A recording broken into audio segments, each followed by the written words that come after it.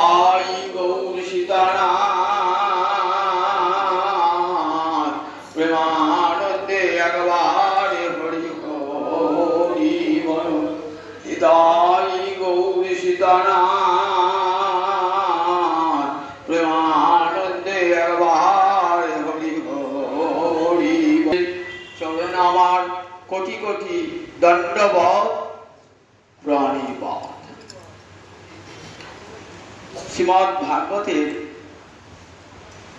12টি স্কন্ধ আছে, তো তার মধ্যে তৃতীয় স্কন্ধটিতে আমরা দেখি ভগবান শ্রীহরি সত্য যুগে কপিল নাম ধারণ করে পৃথিবীতে আবির্ভূত হয়েছিলেন। ব্রহ্মার পুত্র ছিল কর্দম ঋষি, আর মনুর কন্যা ছিলেন দেবহূতি। দেবহূতির সঙ্গে কর্দম ঋষির বিবাহ হয়। আনুষ্ঠানিক বিবাহ এই প্রথম, শাস্ত্রীয় বিবাহ এই প্রথম। মনুকন্যা দেবহূতি আর ঋষি কর্দম। শাস্ত্রে 8 প্রকার বিবাহ আছে, তো তার মধ্যে আমরা যেটা আনুষ্ঠানিক বিবাহ দিই তাকে কি বলে? ব্রাহ্ম বিবাহ। এই ব্রাহ্ম বিবাহ আনুষ্ঠানিক বিবাহ প্রথম আমরা দেখতে পাই মনুকন্যা দেবহূতির সঙ্গে ব্রহ্মার পুত্র কর্দম ঋষির বিবাহ। এই দেবহূতিকে অবলম্বন করে দেবহূতির কাতর প্রার্থনায় ভগবান শ্রীহরি এসে আবির্ভূত হয়েছিলেন। ব্রহ্মা এসে বলেছিলেন, শোন কল্যাণী, তোর গর্ভে ভগবান জনার্দন আবির্ভূত হবে। কপিল আবির্ভূত হয়ে কিছুদিন পর সন্ন্যাসে যাবেন, প্রবজ্জায় যাবেন। যাওয়ার পূর্বেতে নিজের জননীকে কত ভক্তি তত্ত্বের উপদেশ দান করছেন। বলছেন, মা, অনিমিত্তা ভাগবতী ভক্তি সিদ্ধেরপি গড়িয়সী, অহৈতুকী কৃষ্ণ ভক্তি মুক্তির চেয়েও বড়। আমরা ভক্তি শাস্ত্রে দেখতে পাই ভক্তি, বৈদিক ভক্তি 2 প্রকার, সগুণা আর নির্গুণা। সগুণা ভক্তি মানে প্রকৃতির 3টে গুণ আছে, সত্ত্ব, রজ, তম। তমগুণকে আশ্রয় করে যে ভক্তি, সেই ভক্তির নাম তামসিকী ভক্তি। আপনি একটা গোবিন্দ চরণে তুলসী দিচ্ছেন, উদ্দেশ্যটা কি?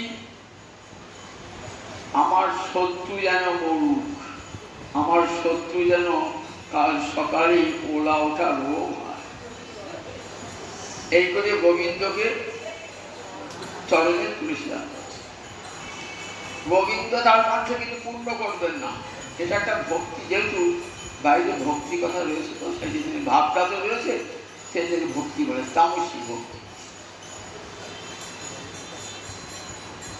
রাজসিক ভক্তি নিজ অহংকারে আমার মতো ভগবানকে ভক্তি করতে কেউ পারে না। আমি রাধারী চরণে সোনার মুকুট গড়িয়ে দিয়েছি, মাধবের মাথায় সোনার মুকুট গড়িয়ে দিয়েছি, কেউ পেরেছে? এর নাম রাজসিকী ভক্তি। একটা এই রাজসিকী ভক্তির কাহিনী। দক্ষিণে ভগবান আছেন কাবেরী নদীর তীরে, রঙ্গনাথ রূপী। রঙ্গনাথ ছায়ামূর্তি অনন্ত নাগের উপরে শয়ন করে আছেন, লক্ষ্মী পদসেবা।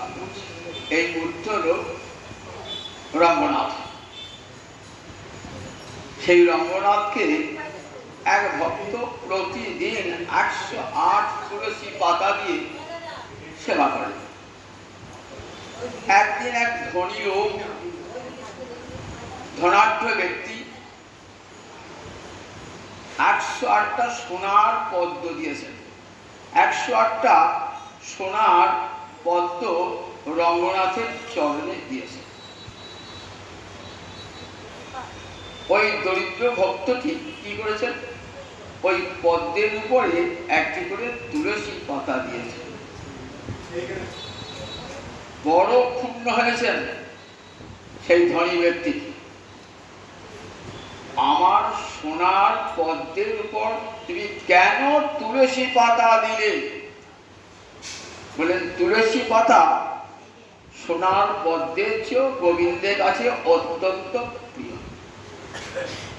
তুলসী যে হরি বল্লভা, বিষ্ণু ভক্তি দান করেন। গোবিন্দ চরণে কিছু দিতে পারুন আর না পারুন, একটি তুলসী পত্র আর এক কন্টুষ গঙ্গা জল দিলে গোবিন্দ তার কাছে ঋণী হয়ে থাকেন। কোথাও বলেন না গোবিন্দের চরণে সোনার নুপুর গড়িয়ে দিলে, গোবিন্দকে 108টা সোনার পদ্ম দিলে, গোবিন্দ বেশি প্রীত হন। তুলসী পাতা গোবিন্দের একান্ত প্রিয়। গোবিন্দ তখন না, আমরা যখন স্নান করে কি বলি? গোবিন্দ বল্লভাং দেবী ভক্ত চৈতন্য কাজ। গোবিন্দ বল্লভ, গোবিন্দের বল্লভা তুলসী হরিপ্রিয়া কৃষ্ণ ভক্তি প্রদায়িনী দেবী। তা বলে তখন বলছেন সেই ধনী ব্যক্তিকে বলছেন যে আমি সোনার পদ্ম দিয়েছি, দেখি সোনার পদ্ম দিয়ে তোমাকে আগে পাই না, সোনার পদ্ম দিয়ে তোমাকে আগে পাই নাকি তুমি তুলসী পাতা দিয়ে রঙ্গনাথকে আগে পাও?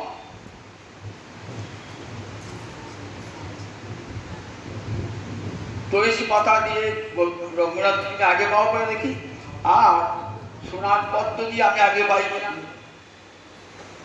দেখি সোনার পদ্ম না তুলসী পাতা, কোনটা গোবিন্দের কাছে প্রিয়?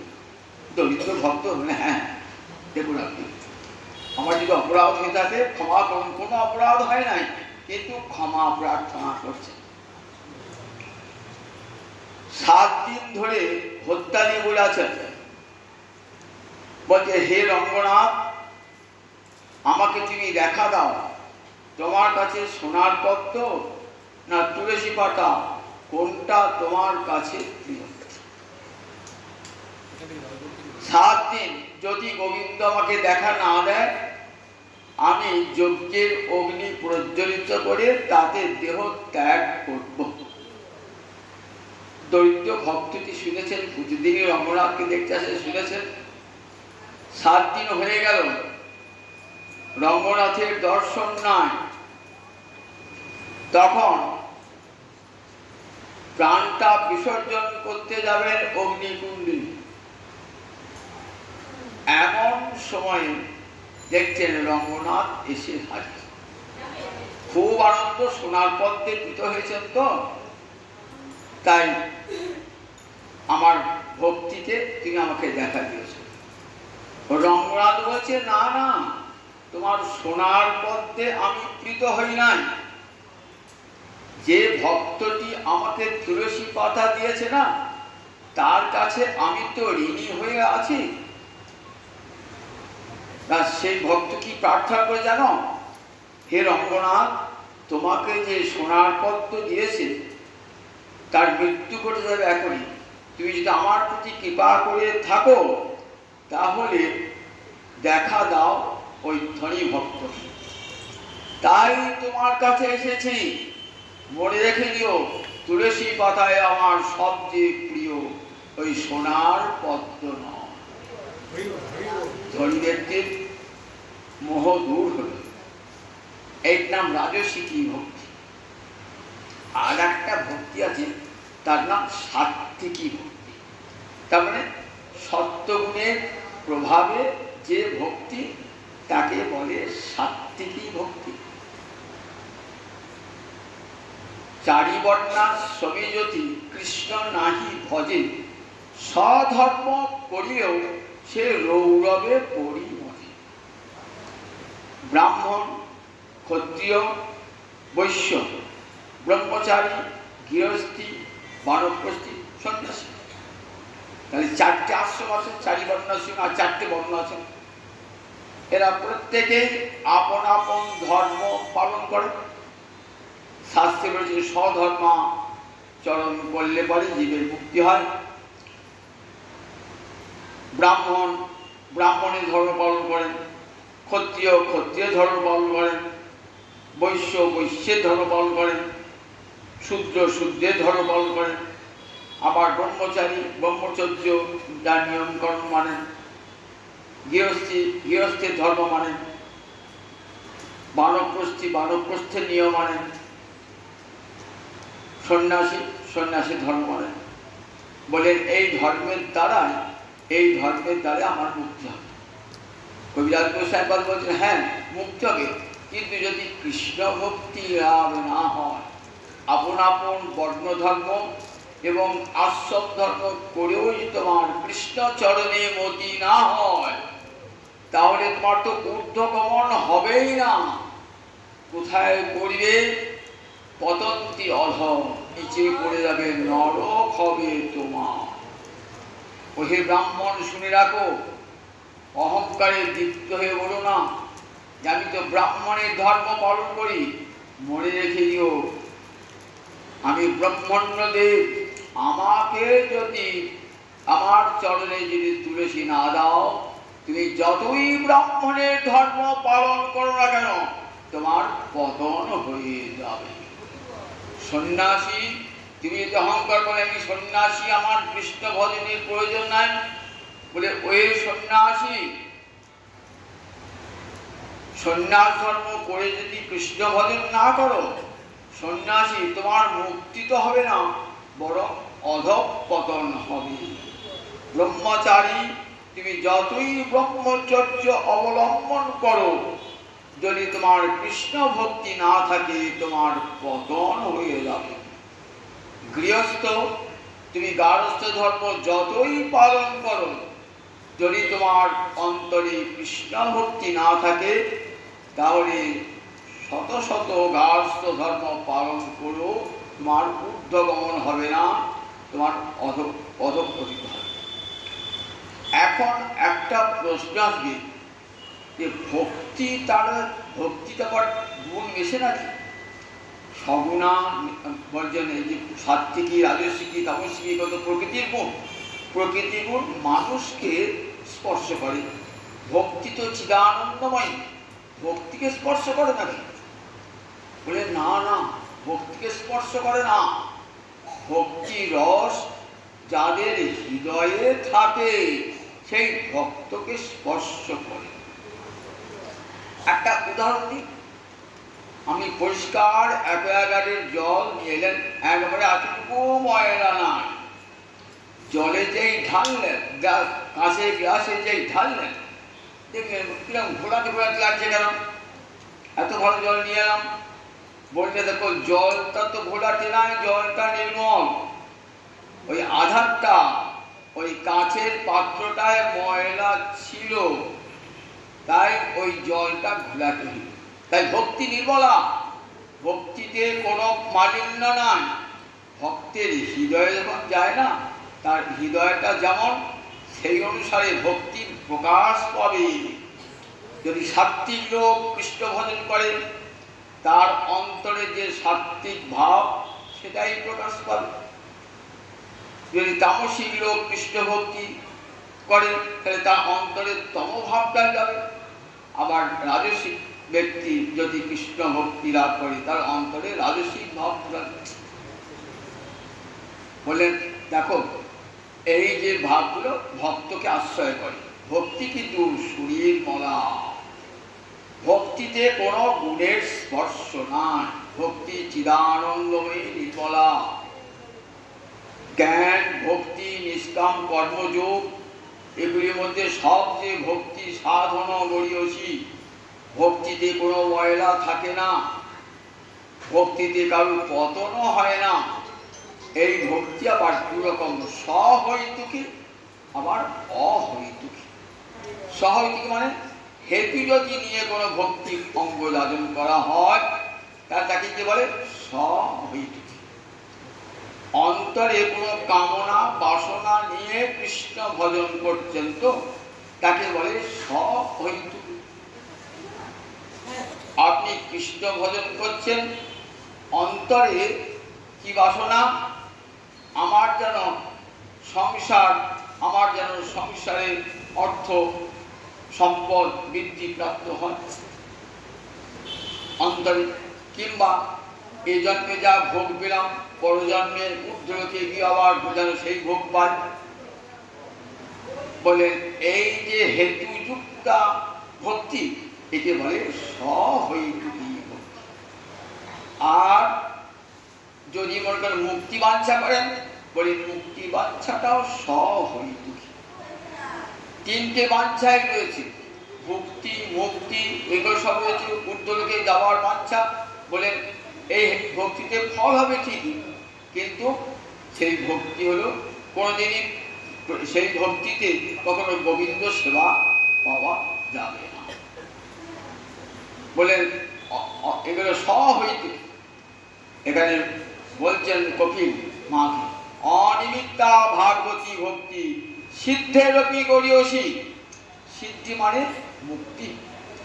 মানব জীবনের সবচেয়ে বড় লাভ মোক্ষ লাভ। আর যেন সংসার বাসনা আমার না থাকে। তাই সাধুরা কি করেন? যোগী, জ্ঞানী, ঋষি কোথায় যান? সংসার পরিত্যাগ করে নির্জন স্থানে গিয়ে তারা কি করেন? সাধন ভজন করেন। তারা সব বিধিনিষেধের ঊর্ধ্বে উঠে পড়েছেন, তাদেরকে আর কোনো বিধিনিষেধ পালন করতে হয় না। ওই ভগবানকে তারা ভজন করছেন। বলেন এই যে ভজন করছেন উদ্দেশ্য কি না? মুক্তি লাভ। মুক্তি লাভ। এই মুক্তি লাভ থাকে, ভগবান মুক্তি দান করে দেবেন। যদি ভক্তি বাঞ্ছা থাকে ভক্তি দান করবেন। আর যদি ভক্তি মুক্তি বাঞ্ছা না থাকে তাহলে সেই ভক্তিটা হলো নিষ্কাম ভক্তি। যেমন আমরা কি ধ্রুব তপস্যা করতে গেলেন, তো ধ্রুবের অন্তরে কি কামনা? আমার পিতৃ পিতামহ যে সিংহাসন লাভ করতে পারে নাই, সেই সিংহাসন আমি যেন পাই। ত্রিভুবন কৃষ্ণ, ত্রিভুবনের উৎকৃষ্ট পদ আমাকে দাও। এই বলে ধ্রুব তপস্যা করছেন কোথায়? বৃন্দাবনে। সেই বনটির নাম মধুবন। সেখানে ধ্রুবের তপস্যা সুদীর্ঘ 5 বছরের বালক ধ্রুব কঠোর তপস্যা করছেন।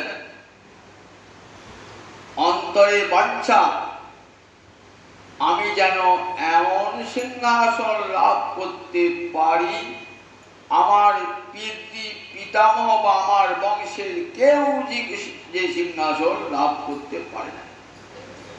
আমার বিমাতা আমার পিতার কোল থেকে নামিয়ে দিয়েছে, কত কটু কথা বলেছে। আমার মা বলেছেন, দেখ জগতে সুখ দুঃখ দাতা কেউ নাই, একমাত্র আপন আপন কর্মফল। আমরা আপন কর্মফলে সুখ লাভ করি, আপন কর্মফলে দুঃখ লাভ করি, অপরকে দোষ দান করি। মা সুনীতি পরমা ভক্তিমতী, উত্তানপাদ রাজার 2 পত্নী, তার মধ্যে সুনীতি হলেন ধ্রুবের মা। আর একটি পুত্র ছিল, তার নাম উত্তম, তার মায়ের নাম ছিল সুরুচি। সুনীতি পরমা ভক্তিমতী ছেলেকে বললেন, যাও গোবিন্দের একটি নাম কেশব। কেন জানো? তিনি সমস্ত জীবের ক্লেশ নাশ করেন বলে তার নাম কেশব। তুমি গিয়ে নির্জন অরণ্যে আরাধয় অধঃসজ পাদ পদ্মম। সেই অধঃসজ মানে গোবিন্দ, যিনি অক্ষজ জ্ঞানের অতীত, অর্থাৎ কোন ইন্দ্রিয়ের দ্বারা যাকে লাভ করা যায় না, যাকে চোখে দেখা যায় না, যাকে মনন করা যায় না, যার কাছে বাক্য পৌঁছায় না, তাকে বলে অধঃক্ষজ। ও সমস্ত অক্ষজ জ্ঞান মানে ইন্দ্রিয় জাত যে জ্ঞান, সেই জ্ঞান দিয়ে ভগবানকে পাওয়া যায় না, সেই ইন্দ্রিয়জাত জ্ঞানের অনেক ঊর্ধ্বে ভগবান। তাই ভগবানের একটি নাম অধঃসজ। আরাধয় অধঃসজ পাদ পদ্মম। ষোড়বৎস তুমি গিয়ে সেই অধঃসজ গোবিন্দের আরাধনা করো, তোমার সব বাঞ্ছা পূর্ণ হবে এবং সব দুঃখের অবসান ঘটবে। মাতৃবাক্যকে শিরোধার্য করেন, মায়ের সমান্ত জগতে আর গুরু নাই, নাস্তি মাতৃ সমগুরু। মায়ের চরণকে শিরোধার্য করে ধ্রুব চলে গেলেন কোথায়? ধ্রুব চলে গেলেন মধুবনে। মধুবনে ধ্রুব তপস্যা করছেন, তো ভগবান আসতে পারছেন না কেন? অন্তরে কামনা বাসনা রয়েছে, ভগবান আসবেন কি করে? যতক্ষণ অন্তরে কামনা বাসনা, ততক্ষণ গোবিন্দ আপনাকে দেখা দেবে না। গোবিন্দ তখন কাকে পাঠালেন? দেবর্ষি নারদকে, যিনি জগৎগুরু, বলে তুমি আগে দীক্ষা দান করে ওর অন্তরটা নির্মল করে দাও, তবে আমি দেখা দেব। দেখুন ভাগবত শিক্ষা দিচ্ছেন, যদি গোবিন্দ হইতে চাও তাহলে কি গুরুকে অতিক্রম করে কোনো ভজন হবে না। সর্বাগ্রে গুরুচরণে আশ্রয় গ্রহণ করো, তিনি ভজনের পথ দেখিয়ে দেবেন।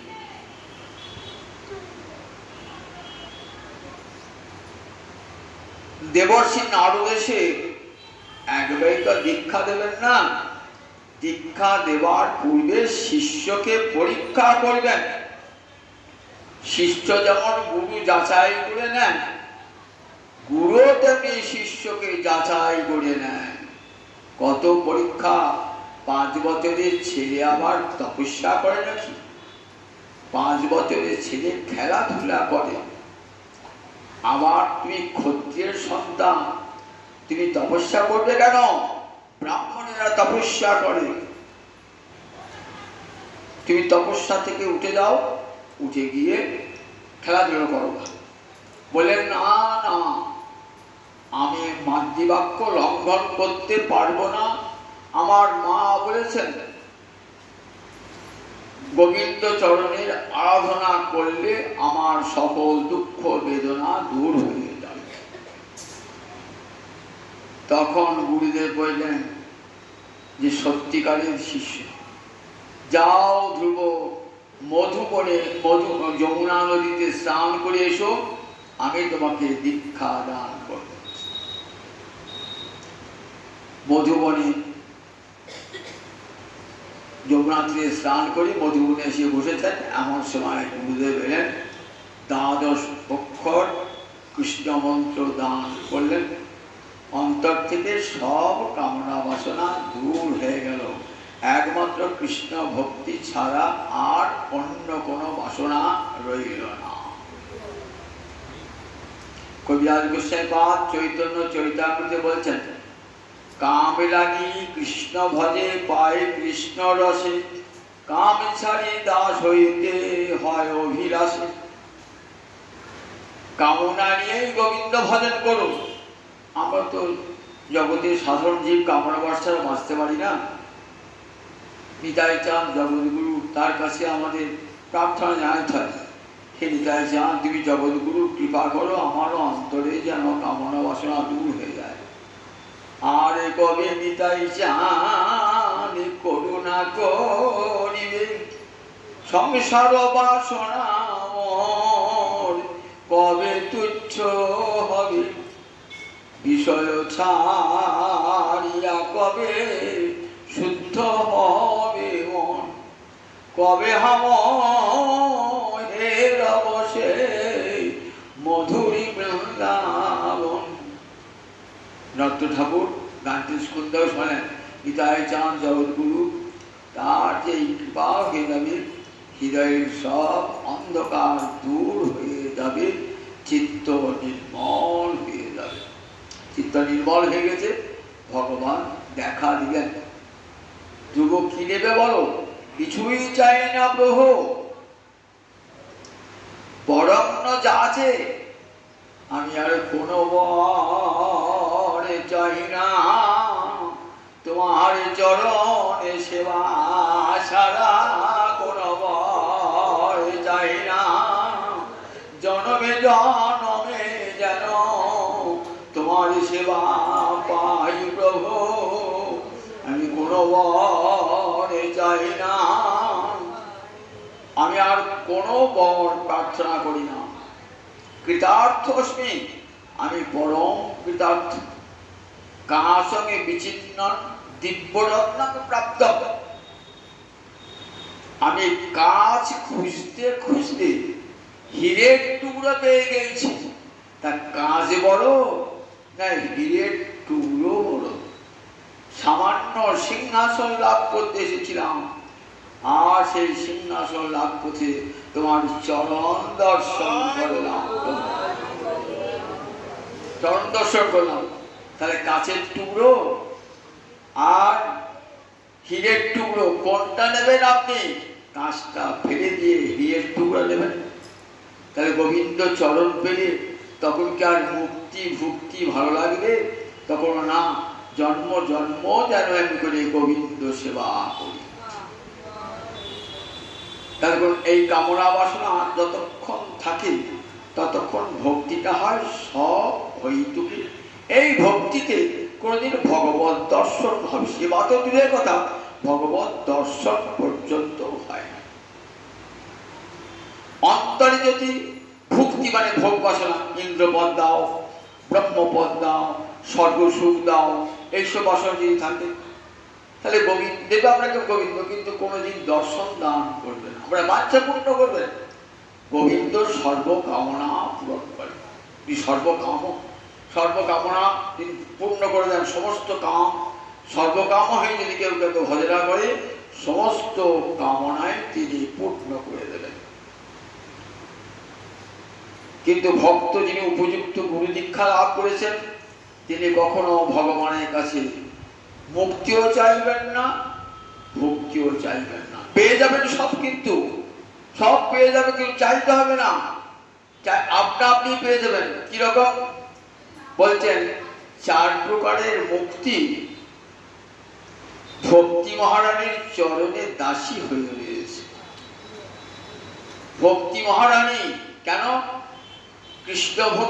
কৃষ্ণ ভক্তি দান করেন কৃষ্ণ সেবিকা কিন্তু মহারানী হবেন না সেই মহারানীর চরণে পড়ে আছে কারা বলে 5 প্রকার মুক্তি 5 প্রকার মুক্তি কি কি একটা মুক্তির নাম সাযুজ্য মুক্তি এই মুক্তিটা কাকে বলে ভগবানের সঙ্গে লীন ভগবত দেহেতে বিলীন হয়ে যাওয়া ব্রহ্মেতে বিলীন হয়ে যাওয়া তার নাম সাযুজ্য মুক্তি। এই মুক্তি ভগবান এই মুক্তি ভক্ত কানেও শোনে না নেওয়া তো দূরের কথা কানেও শোনে না। আর 4টে মুক্তি আছে ভক্ত নেয় যদি হয় সেবা দান যদি সেই মুক্তিতে কৃষ্ণ সেবা পাওয়া যায় তবে সেই 4 প্রকার মুক্তি নিতে ভক্ত রাজি হয়। আর 4 প্রকার মুক্তি কি কি সালোক্য অর্থাৎ সমান লোকে থাকা গোবিন্দ রয়েছেন বিষ্ণু লোকে বৈকুণ্ঠে আপনিও সেইখানেই থাকবেন এর নাম সালোক্য মুক্তি। সামীপ্য সমীপ মানে নিকটে, ভগবানের কাছে কাছে থাকা, তার নাম সামীপ্য মুক্তি। সারূপ্য, ভগবানের সমান রূপ হয়ে যাবে। ভগবান দেখতে যেমন, ভজন করতে করতে আপনিও তেমনি হয়ে যাবেন। একে বলে সমান রূপতা প্রাপ্তি, সারূপ্য মুক্তি। আর একটা মুক্তির নাম সার্ষ্টি। দৃষ্টি মানে ঐশ্বর্য, সমস্ত ঐশ্বর্য লাভ হবে এই মুক্তিটা। এই চার প্রকার মুক্তি কি বললাম? সারূপ্য, সামীপ্য, সারূপ্য, শাস্তি। আর একটা সাযুজ্য, ওটা কথা কানেও শোনেন না ভক্ত। ওটা কারা চান? ব্রহ্মজ্ঞানীরা। ব্রহ্মজ্ঞানী কৃষ্ণ ভক্ত করে চায় না, নামটাও বলে শোনে না, কানে নামটাও শোনে না, বলে শুনলে ঘৃণা হয়। নরক বাঞ্ছায় তবু সাযুজ্য নারায়। নরক নিয়েও ওই সাযুজ্য মুক্তি আমি চাই না, কোনো ভক্তই চাই না। হনুমানকে রামচন্দ্র বলে, হনুমান তুমি সাযুজ্য মুক্তি নেবে, আর তোমাকে মায়ের পেটে আসতে হবে না। বলে ঠাকুরটা কি? তা বললে তোমাকে আর মায়ের পেটে আসতে হবে না, তোমার সেবা পাবো না, তুই তো আমার আগে বিলীন হয়ে গেলি, সেবা পাবো। আমি চাই না, আমি চাই না। ভগবান প্রভু অহং দাস ইতিযন্ত্র বিলুপ্পতে। তুমি আমার প্রভু, আর আমি যুগে যুগে তোমার দাস, রাম দাস, তোমার সেবা করব। দেখেছেন হনুমান নিলেন না, তুচ্ছ মুক্তি দূর করে দিলেন। কারণ জানেন হরিভক্তির চরণে পড়ে আছে ওই 5 প্রকার মুক্তি। সুন্দর একটা উদাহরণ দিয়েছে শ্রী গোস্বের পাদ। নগরীং গচ্ছন গ্রামং পশ্যতি ইতিবৎ।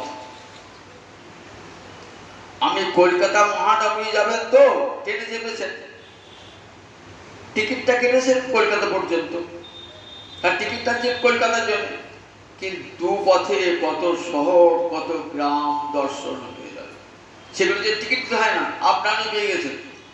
ঠিক তেমনি কৃষ্ণ ভক্তির চরণে দাসী হয়ে রয়েছেন এই 4 প্রকার, এই 5 প্রকার মুক্তি। ভক্তির চরণে মুক্তি দাসী। এই যে নির্গুণা হরিভক্তি, এই নির্গুণা হরিভক্তি অচল ভগবানকে সচল করে দেয়। মদ্গুণ শ্রুতি মাত্রেন ময়ী সর্বগুহাশয়ে মনোগতির অবিচ্ছিন্না যথা গঙ্গা বসু অম্বুধ। কপিল বলছে, শোনো মা, এই নির্গুণা হরিভক্তি কাকে বলে জানো? মদ্গুণ শ্রুতি মাত্র। ভাগবত ভগবতী সভায় বসে বসে গোবিন্দের গুণবর্ণনা শুনছেন, শুনতে শুনতে মনটা সংসার থেকে চলে গেল। কোথায় গেল? একবারে গোবিন্দ চরণ প্রান্তে। আর কোনোদিন সংসারে মনটা ফিরে এলো না, চলে গেল গোবিন্দ চরণে। গোবিন্দ চরণে চলে গেল মনটা। কেমন? যথা গঙ্গা ঘোষ অম্বুধ। অম্বুধি মানে সমুদ্র, অম্বু মানে জল। জল ধারণ করে যে তাকে বলে সমুদ্র, অম্বুধ। বলেন সমুদ্রে যেমন গঙ্গার জল নিরবচ্ছিন্ন ভাবে প্রবাহিত হয়ে যায়। মা গঙ্গা বইছেন তো ভাটি মুখে, মা গঙ্গা প্রবল বেগে বইছেন। আপনি গঙ্গার যে ডাইরেকশন, গঙ্গার কথা শুনে যাও না, একটু কথা শুনে যাও। বলে আমার দাঁড়াবার সময় নাই, তুমি কোথায় যাচ্ছ? আমি আমার পতির চরণে যাচ্ছি। কে তোমার পতি? সমুদ্র আমার পতি। সমুদ্রের দিকে প্রবল বেগে ধেয়ে চলেছে। যথা গঙ্গাম বসু, অম্ব মানে জল, যথা গঙ্গাম বসু অম্বুধ। যেমন করে গঙ্গার জল সমুদ্রের দিকে প্রবল বেগে যায়, তেমনি মনের গতি যখন গোবিন্দ চরণে প্রবল বেগে চলে যাবে, তখনই তার নাম হলো নির্গুণা হরিভক্তি। সেখানে আর মুক্তিবাঞ্ছা থাকে না, আর মুক্তিবাঞ্ছা থাকে না, একমাত্র সেবা বাসনা। ভক্তি মানেই সেবা। ভক্তি কথার অর্থ হলো ভালোবাসা। সেবাটা কখনো হয়? ভালোবাসা না থাকলে সেবা হয়? স্ত্রী স্বামীকে সেবা করে কেন? ভালোবাসে বলে। মা ছেলেকে ভালোবাসে, সেবা করে কেন? ভালোবাসে বলে। তাই ভালোবাসা না থাকলে কখনো সেবা হয় না। তাই সেবা কখন হবে? যখন গোবিন্দকে ভালোবাসতে শিখবেন। সংসারের ভালোবাসা তা যখন গোবিন্দ চরণে অর্পণ করবেন তখন মনে হবে গোবিন্দকে সেবা করো, গোবিন্দকে কেমন সুন্দর করে সাজাবো, গোবিন্দের জন্য বাজার থেকে পোশাক এনে সুন্দর করে পরাবো, গোবিন্দকে চন্দন মাখাবো প্রতিদিন। গ্রীষ্মকালে আমার গোবিন্দের অঙ্গে তাপ হয়, তারপর পরপর 21 দিন অক্ষয় গোবিন্দ চরণে লাগাবো, চন্দন লাগাবো। এমনি করে দেখুন সব মনের বাঞ্ছা দেখা যায়। ভালো ভালো জিনিস বাজার থেকে নিয়ে এসে গোবিন্দকে দেবো, ভালো ভালো উৎকৃষ্ট ফল এনে গোবিন্দকে দেবো। কখন ভালোবাসা না দেখা হবে? ভালোবাসা না দেখলে দুটো বাতাসা, ঠাকুর আছে ঘরে বাতাসা, আর রাত্রে কিছু নাই, রাত্রি উপোস, দিনের বেলা বাতাসা, হট করে বাতাসা যা নিজেও খেতে পারে না, শক্ত কাঠের মতন দিয়ে দিলেন ঠাকুর। আর তো আমার মাঠে দোকান তো কি সেবা করা, তাহলে যে বাতাসা তুমি কি খেয়ে দেখো না, সকালে বাতাসা সন্ধ্যে বাতাসা, তুমি খেয়ে দেখো না, খেতে পারবি না? তুই প্রতিদিন খাও, আজ গোপালকে প্রতিদিন খাও, তাহলে তোমার কেমন ভালোবাসা গো? তোমার ছেলেটি নাতি যখন কাঁদছে তখন তো পড়ার দোকান থেকে পাত এনে দিচ্ছ, মিষ্টি মুখ থেকে রাজভোগ এনে দিচ্ছ, আর গোবিন্দবেলা হাত জোটে না, পয়সা জোটে না। বাজে খরচ, ঠাকুর সেবা বাজে খরচ। যে খরচটা কাজে লাগবে আপনার পুণ্যের পথে ভক্তি পথে সেই খরচটাকে আমরা বাজে খরচ করে ফেলেছি।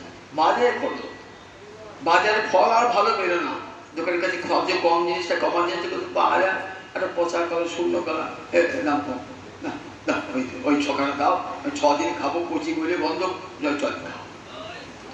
কিরকম সেবা, তাহলে ভালোবাসা আগে হয়। ঘরে ঘরে রেখেছেন বলছে কিছু তো হবে না, কারণ কোনোদিন গোপাল দেখা দেবে না, গোপাল তো পালিয়ে গিয়েছে, খেতে পারেন বলে পালিয়ে গিয়েছে, তার আগে কি ও বলে মূর্তিটা আমি গোপাল পালিয়ে গিয়েছে। আপনি ভাবছেন গোপাল, আপনার গোপাল যেন ঘরে আগুন লাগে নাই, যথেষ্ট যথেষ্ট, আপনি ক্ষমা করেছেন, ঘরে আগুন লাগনি পালিয়ে যাবে গোপাল, এমন গোপাল সেবা। অথচ দেখুন সব নিজের ঘরে স্ত্রী পুত্রের সেবা করি, কিন্তু ভগবানের ক্ষেত্রে সেখানে আর কিছুই নয়। তখন বলে পয়সা কই নাই তো, পয়সা কই, তার ছেলের বিয়ে তা তো খরচ করছে কি করে, মেয়ের বিয়ে তা তো খরচ করছে কি করে, নিজে এত সাজ পোশাক আসছে কি করে, আর গোবিন্দ বেলা নাই। তারপরে দেখুন কেমন কপটতা, কৃষ্ণ ভজনে কেমন কপটতা। দীক্ষা নিয়েছেন, সেবা করেন না। দীক্ষা গ্রহণ করলে গুরুদেব সেবার কথা বলতেন, দীক্ষার সঙ্গে সঙ্গে সেবা করতে নিয়ম, নইলে দীক্ষার ফলও হয় না, দীক্ষার ফল হয় না। দীক্ষা কৃত হয় রয়েছি বংশে, আর গুরুদেব আসেন, বছরে একবার আসে, একটা ধুতি দিই, ব্যবসা করবেন, হয়তো 19 বছর করতো, 19 বছর করতো। আমাদের ভক্তিগুলো কেমন দেখুন, এই ভক্তিতে কোটি কোটি জন্ম ভজন করলেও গোবিন্দ দেখা দেবেন না, কোটি কোটি বৎস দেবেন না। যেখানে অন্তরের কোনো যোগ নাই সেটা আর ভক্তি হয় না। অনুরাগ দিয়ে ভেতর সেবা, পুজো নয়, গোবিন্দ পুজো নয়, রাধা মাধব পুজো নয়, রাধা মাধবের সেবা। আমরা কি বলি, আমাদের রাধা মাধবের সেবা আছে, পুজো আছে বলি না। পুজোয় অনুষ্ঠানটা প্রধান, আর সেবায় অনুরাগ ভালোবাসা প্রধান। আমার রাধা মাধব খাবে, সবচেয়ে ভালো জিনিস গোবিন্দকে দেবো, গোবিন্দকে রাজার ঠাকুর, তাকে সবচেয়ে উত্তম বস্তু দান করব, সবচেয়ে উত্তম বস্তু খাওয়াবো, এই মনোভাব অন্তরে থাকে। আমি করুন দেখি, দেখবে ঠাকুর আপনার সঙ্গে কথা বলবে। যদি অন্তরে ভক্তি থাকে না, মানে পুঁথিমা বলে কি কথা বলবে, পুঁথিমা কথা বলে না, চৈতন্যতে ভালো করে পড়বে, সেখানে দেখবে পুঁথিমা কথা বলছে। কিরকম, একটা বৃদ্ধ বৈষ্ণব, খুব বৃন্দাবন যাবার ইচ্ছা, কিন্তু বুড়ো বস্তু ভালো করে হাঁট চলতে পারে না, কি করে বৃন্দাবন যাওয়ার পরে জোয়ান ছেলে পেলে ভালো হয়। বউ ছেলেকে রাজি না, গ্রামে একটা ছেলে, এই তুই আমাকে যাবি, তার বৃন্দাবন দেখতে চাই, চল তোমাকে যায়। এই পড়লা পড়ি বই নিয়ে যাচ্ছে, ব্রাহ্মণ যাচ্ছে, ব্রাহ্মণ, সেও ব্রাহ্মণ, যে ছেলের সঙ্গে যাচ্ছে সেও ব্রাহ্মণের ছেলে, বৃন্দাবন ঘুরে চলেছে। দিয়ে বলছে আমার একবার রুগিয়ে পড়ে গেছে বৃদ্ধটি, তখন এমন সেবা করেছে না, ঠিক ছেলে যেমন বাবাকে সেবা করে তেমনি সেবা, তার চেয়েও ভালো সেবা করেছে। তুই আমার ছেলের অধীনে এমন করে সেবা করছি, বাড়িতে থাকলে আমার ছেলেও আমার সেবা করতো না। তা দেখ, কন্যাদান সবচেয়ে শ্রেষ্ঠ দান, সেই দানটাই আমি তোকে করবো। আমার ঘরে আমার একমাত্র সুন্দরী কন্যা আছে, তোকে দেবো। ও বলেন না কথা, আপনাদের ঘরের সঙ্গে আমাদের ঘর তো মিলবে না, আমরা অতি দরিদ্র, আমরা ধনবান, আমরা কুলীন, প্রতিষ্ঠিত কুলীন, বংশের কত নাম ডাক, আর আমরা তো সেরকম বংশ না, অকুলীন বংশ, দরিদ্র, চাল ছিল নাই। আপনার ঘরে মেয়ের সঙ্গে আমি ইয়ে করতে পারি? আপনার ছেলে আছে, বউ আছে, তারা কি বলবে? বলে দেখ, আমি জন্মদাতার পিতা, আমার মেয়েকে আমি যেখানে খুশি দান করতে পারি। আমার স্ত্রী বলবার কে? আমার ছেলে বলবার কে? আচ্ছা ব্রাহ্মণ, তুমি প্রতিজ্ঞা রক্ষা করতে পারবে তো? বলে গোপালকে সাক্ষী মেয়ে রাখছি, দেখ আমি আমার কন্যাকে তোর হস্তে অর্পণ করতে পারি কিনা। ব্রাহ্মণ যুবক এলেন, তার তো ইচ্ছা নয়, জানে তো বাড়িতে বউ ছেলে আপত্তি করবে, গ্রামের লোক আপত্তি করবে, আমার বাড়িতেও আপত্তি করবে মনে ভাবছে। ব্রাহ্মণ বলেছে গোপাল সাক্ষী থাকলো, গোপাল সাক্ষী থাকলো, বৃন্দাবনের সাক্ষী গোপাল। এইবার এসে গ্রামে ফিরেছে অনেক বাদে, দিয়ে বলছে আমার ছেলেটি আমার নিজের স্ত্রীকে পত্রিকা বৃদ্ধ ব্রাহ্মণ বলছে, ছেলেটি আমার কি সেবা করেছে গো জানো? আমার ছেলেও তত সেবা করে। শোনো, নিজের গিন্নিকে বল, শোনো গিন্নি, আমার মেয়েটি ওরা তো বলছে একটা কি ভালো ছেলে গো। বলো কি? ওই ছেলেদের বিয়ে হবে, ছেলে চাকরি করে, বাড়ি করে, ও কি বংশ? নিচু বংশ, ওরা আমার বংশকে মেলে আমাদের ঘরের সঙ্গে মিলবে? আমি যে কথা দিয়েছি তিনি বলবি, আমি কি বলছি মনে নাই, কি বলেছি মনে নাই। বলে আমাকে ধূপ ফুল খাই দিয়েছিল, মাথার ঘুরে বলে ফেলেছি, কি করে বলবো? কিন্তু গোপালের সামনে বলেছি, বৃদ্ধ ব্রাহ্মণ সাক্ষী রেখেছি, মনে ভাবছি অনেকদিন হয়ে গেল, আর উচ্চ বাচ্চা করে না, ছেলেও করে না, বউও করে না। ব্রাহ্মণ কিন্তু মনে মনে আছে যে হ্যাঁ বিয়ে দেবো বললাম, কিন্তু আমি তার কথাবার্তা বলছিলাম, হে গোপাল আমাকে বাঁচাও, এই বিপদ থেকে বাঁচাও, কথা দিয়ে কথা রাখতে পারছি না, আমাকে বাঁচাও। পরম ভক্তিমান বৃদ্ধ ব্রাহ্মণ। কয়েকদিন বাদে সে যুবক এসেছে, কই আপনার মেয়েকে তো আমার হাতে দিলেন না? আমি বিয়ে করতে চাই নাই, কিন্তু আমি তো গোপালের কাছে প্রতিজ্ঞা করেছেন, প্রতিজ্ঞা যদি ভঙ্গ হয়ে যায় তাহলে তো পাপ হবে আপনার, আপনাকে রক্ষা করবার জন্য আমি বলছি। তখন কি বলছে বাড়ি গিয়ে চলে এসেছেন। ওই দেখো আমি বলেছিলাম না, তোমার স্পর্ধা কর না তো, আমার মেয়েকে তুমি বিয়ে করবে? আমার মেয়েকে বলে আমি বিয়ে করতে চাই। উনি বলেছেন ও ওকে ধূপ ফুল টুল খাইয়ে দিয়েছিল না, সেই জন্য দেখো ও মাথার বিগাড়ে বলেছে। না না, সাদা চোখেই বলেছে, ছেলে এসছে, তোর সাহস কেমন হতো আমার বোনের সঙ্গে বিয়ে করবি? তোর চাল ছিল নাই, দরিদ্র ঘর ছেলে ফ্যাপা করে ঘুরে বেড়া, তুই আমার সঙ্গে দৌড়বি? আমি বিয়ে করতে চাই না। তখন বলছে আচ্ছা যদি সাক্ষী গোপাল এসে সাক্ষী দেয়, গোপাল এসে সাক্ষী দেয়, তাহলে আমার বোনকে বাবা তোমার হাতে অর্পণ করবে, ঠিক তো? আবার চলে গেল যুবক, কোথায় গেল? সেই গোপালের কাছে গিয়েছে, বলছেন হে গোপাল, বৃদ্ধ ব্রাহ্মণ তোমার কাছে প্রতিজ্ঞা করে গেল তো, কিন্তু নিজের স্ত্রী পুত্রের ভয়ে প্রতিজ্ঞা রক্ষা করতে পারছে না,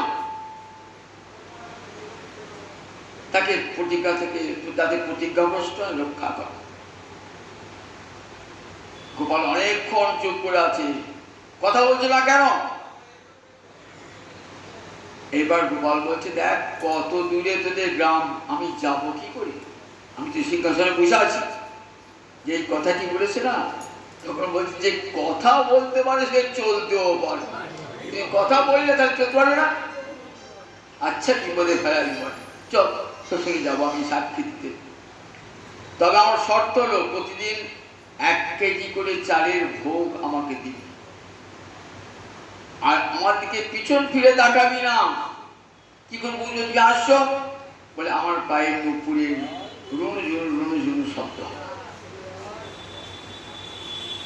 বৃন্দাবন থেকে আসছে, আস্তে আস্তে কোথায় আছে? বিদ্যানগর বলে গ্রামটি, উড়িষ্যার কাছে বিদ্যানগর। ভাবছে ঠাকুর এই লোকই না, আমাকে ফাঁকি দিয়ে তাকিয়ে দেখি। একবারে গ্রামে মোড়ে এসেছি, তাকিয়ে দেখেছে গোপালকে টানিয়ে গেছে। আর তো যাবো না, আমার তো শর্তই ছিল যেখানে তুই পিছন ফিরে আমার দিকে তাকাবি আমি সেইখানে স্থির হয়ে দাঁড়িয়ে দেবো। তাহলে উপায় কি?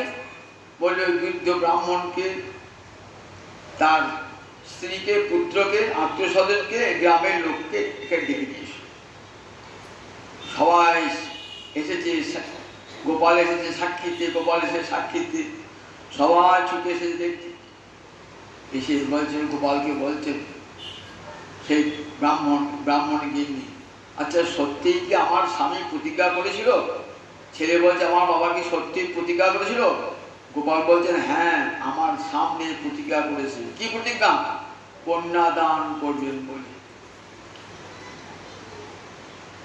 সব গ্রামের লোকেরা বলছে, বৃন্দাবন থেকে গোপাল এসে সাক্ষী দিয়ে গেল, এবার তো কি বাধ্য বিয়ে হয়ে গেল। গোপাল কিন্তু সেইখানে রয়ে গেলেন, স্থির হয়ে রয়ে গেলেন। পরে রাজা কটক, উড়িষ্যার রাজা কটকে নিয়ে গিয়ে গোপালকে স্থাপন করে বিশাল ধুমধামের সঙ্গে। রানী দেখতে যান, রানীর অন্তরে বাঞ্ছা, রানী একটা সুন্দর মুক্তার নাচ্চাতে আছে। রানী মনে মনে ভাবছেন, যদি নাকে একটা ছিদ্র থাকতো তাহলে আমি আমার মুক্তাটা, এই মুক্তার নাকচাবিটা আমি গোপালের নাকে পড়তাম। এটা মনে মনে ভেবেছে। ভোরবেলা স্বপ্ন দেখছি, বাল্যকালে মাতামহর নাসা ছিদ্র করি, অতি যত্নে পড়ায়া ছিল নাসা ছিদ্র করি, অদ্যাপিও সেই ছিদ্র আছে নাসাতে, মুক্তা পরহ যদি চাহ তাহা দিতে। বাল্যকালে মাতামহর নাসা ছিদ্র করি, মুক্তা পড়ায় ছিল অতি যত্ন করি। আমার মা যশোদা ছোটবেলায় আমার নাকটা ছিদ্র করে একটা নাচাই করেছিল। তা আজও আমার নাকে এই ছিদ্রটা আছে। রানী, তোমার যদি ইচ্ছা হয় আমাকে মুক্তা, যদি তুমি মুক্তা পড়াও চাও দিতে, তাহলে যদি দিতে চাও তাহলে দেখবে এখানে সেই ছিদ্রটা আছে। রানী খুব ভেঙে গেছে, রাজাকে বলছি, রাজা আমি রাত্রে সব গোপাল আমার শিওর দাঁড়িয়ে আছি, নাসার ছিদ্র আছে, যেখানে মুক্তা পড়াচ্ছি, আমার নাকে মুক্তাটা পড়িয়ে দেবো। রাজা উঠে পড়েছে, ধরফর উঠে পড়েছেন, উঠে মন্দিরে গিয়েছেন, পুরোহিতকে বলছেন মন্দিরটা খুলে তো। মন্দিরটা খুলে দেখছেন, দেখো তো নাকে হাত দিয়ে দেখো, নাকে হাত দিয়ে দেখছেন নাকে একটা ছিদ্র রয়েছে। সেইখানে রানী পড়িয়ে দিলেন মুক্তাটা, পরমানন্দে মুক্তা পড়িয়ে দিলেন। দেখালেন জগৎকে, দেখো ভক্ত বাঞ্ছা আমি কেমন করে পূর্ণ করি, ভক্তের জন্য আমি সাক্ষী দান করি। তাই এই যে নির্গুণা ভক্তি না, এ মুক্তির চেয়েও বড়। মুক্তিতে কৃষ্ণ সেবা পাওয়া যায় না, অনিমিত্তা ভাগবতী ভক্তি সিদ্ধের বিগড়িয়সী, মা মুক্তির চেয়েও বড়। কি করে না বললেন, জড়তে আসু কোষম, আমাদের আত্মাটা ঢাকা আছে কি দিয়ে? 5টা কোষ, একটা অন্নময়, একটা প্রাণময়, একটা মনোময়, একটা বিজ্ঞানময়, একটা আনন্দময়।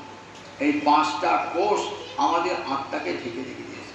যতক্ষণ এই 5টা আবরণ, কোষ মানে আবরণ, 5টা আবরণ খুয়ে না যাচ্ছে ততক্ষণ পর্যন্ত আত্মার মুক্তি নাই। তা খাবে কেমন করে, কেমন খুয়ে যাবে? বলে এই অনিমিত্তা ভাগবতী ভক্তি জড়য়তি আশু কোষম, খুব তাড়াতাড়ি, জ্ঞানে হয় না, যোগে হয় না, ভক্তিতে খুব তাড়াতাড়ি এই আবরণটা খসে যায়। তারপরে আত্মার সব প্রকাশ হয়, তখন বুঝতে পারে যে আমি নিত্য কৃষ্ণ দাস, কৃষ্ণ সেবায় আমার জীবনে নিগিন্নাম অনরোধতা। বলে কি করে বুঝবো? আমার কোষ ক্ষয় হচ্ছে, বুঝবে কেমন করে? বলে তোমাকে বুঝতে হবে না, নিগিন্নাম অনরোধতা। বলছেন আপনি যখন অন্ন গ্রহণ করছেন না, তখন ভগবান আপনার পেটে রয়েছেন। কি করে রয়েছেন? বৈশ্যানর রূপে গীতা বলেছেন তো, অহং বৈশ্যানর ভূত্বা পচামি অন্নমে চতুর্বিধা। ভালো করে গীতা বলবেন, আমি পেটের মধ্যে রয়েছি বৈশ্যানর অগ্নিরূপে, জঠরানর রূপে রয়েছি। কি করে জানো? 4 প্রকার যে খাবার তোমরা খাও সেগুলো আমি পাক করে দিই, আমি রসরক্তে পরিণত করে দিই। দেখেছেন তো কত রূপে গোবিন্দ রয়েছে। আমি বৈশ্যানর অগ্নিরূপে, গীতায় দেখবেন অহং বৈশ্যানর ভূত্বা পচামি অন্নং চতুর্বিধম, 4 প্রকার অন্নকে আমি হজম করিয়ে দিই। দেখুন এই ঠিক যেমন আপনাকে আমাকে বলতে হয় কি খাবার আগে, হে গোবিন্দ আমার পেটে ঢোকো, অনল হয়ে ঢোকো, আমার খাবারটা হজম করলাম, বলতে হয় না আপনা আপনি। মানে ঠিক তেমনি কোষ যে ক্ষয়ে যাচ্ছে আপনা আপনি জানতেই পারবেন না যে 5টা কোষ কেমন করে আপনা আপনি ক্ষয়প্রাপ্ত হয়ে গেল। আপনা আপনি ক্ষয়প্রাপ্ত হয়ে যায়, সব প্রকাশ হয়ে যায়, তখন ভক্ত ভগবানের সেবা পেয়ে জীবন ধন্য হয়ে যায়, জীবন ধন্য হয়ে যায়। এই ভক্তির কথা তো আমার মহাপ্রভু জগৎকে শুনিয়েছেন, এর মতো এত বড় সাধনা আর নয়। ভক্তিতে যে ভগবানের পাওয়া যায় এত কাছে, যেটা জ্ঞান যোগে পাওয়া যায়। জ্ঞান যোগে মুক্ত হতে পারে, কিন্তু ভগবানের সেবা কোনোদিন পাবেন না, যেটা মুক্তির চেয়েও বড় সেই সেবাটি পাওয়া যায়। এই ভক্তি আমার হৃদয় চান গৌর হরি জগৎ জীবের দ্বারে দ্বারে মিলিয়েছেন। যে কলিকালে এই ভক্তি ভাবে কেমন করি, হরে কৃষ্ণ কৃষ্ণ কৃষ্ণ হরে হরে, হরে রাম রাম রাম হরে। এই মহানাম সংকীর্তন করো, আর যেখানে হরিকথা হচ্ছে কান পেতে দাও, কান পেতে বসে বসে শোনো। এই হরিকথা আর হরি সংকীর্তন ধীরে ধীরে তোমার হৃদয়ে কৃষ্ণ ভক্তি এনে দেবে, আর সেই কৃষ্ণ ভক্তি তোমাকে কৃষ্ণ সেবার দ্বারে পৌঁছে দেবে। আগামীকালও পাঠক 8টা